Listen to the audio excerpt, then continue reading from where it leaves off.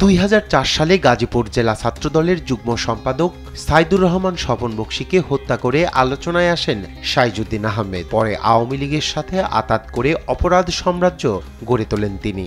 2022 সালে বিএনপির কালিয়াকৈর পৌর শাখার যুগ্ম সম্পাদক হন সাইজুদ্দিন। বিএনপি নেতাকর্মীরা নিপীড়নের শিকার হলেও আওয়ামী লীগের সাথে সম্পর্ক রেখে জমি ও ব্যবসা দখল সহ বিভিন্ন অপকর্ম চালিয়ে যান। 5 আগস্ট ক্ষমতা পরিবর্তনের পর আরও বেপরোয়া হয়ে ওঠেন তিনি। 6 আগস্ট চন্দ্রা সাহেবপাড়া এলাকায় তার নেতৃত্বে হামলা ও ব্যাপক ভাঙচুর হয়। ভুক্তভোগী জনির পরিবার 2 মাসেরও বেশি সময় বাড়ি ছাড়া। আমার বাসায় ভাঙচুর চালানো হয়। আমার বাসা থেকে টাকা পয়সা লুটপাট থেকে শুরু করে যাবতীয় স্বর্ণগণ্য যা আছে আমার বাসা থেকে লুটপাট করে আলমারি কুবিয়ে এগুলো সব প্রমাণ সহকারে আমার কাছে আছে।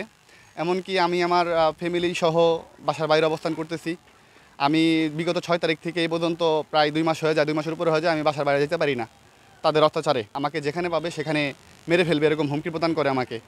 তার পরবর্তীতে আমি আইন সহায়তার জন্য কালিয়াকৈর থানায় একটা অভিযোগ দায়ের করি।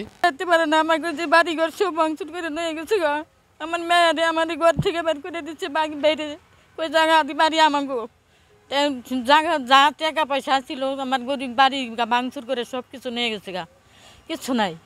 আমার ছেলের ঘরে আলমারি ওয়ার্ডরোব খাট মাট যা ছিল টিপি টুপি সব যা ছিল সব নিয়ে গেছে গাছ পর্যন্ত আমরা নেই বিচার পাই নাই। শফিপুর বাজারের আব্দুল কাদের সহ আরও 4 ব্যবসায়ী সাইজুদ্দিনের বিরুদ্ধে দোকান দখলের অভিযোগ তুলেছেন। আনসার একাডেমির পাশে 32% জমি দখল করে সাইনবোর্ড ঝুলিয়েছেন সাইজুদ্দিন, যার মূল্য প্রায় 4 কোটি টাকা। খালেক চৌধুরীকে হত্যার হুমকি দেয়, প্রাণনাশের হুমকি দেয়। এই অবস্থায় তারা ওই যে মার্কেটটা সম্পূর্ণ বেআইনিভাবে এবং সন্ত্রাসী কায়দায় এই মার্কেটটা দখল করে নেয়।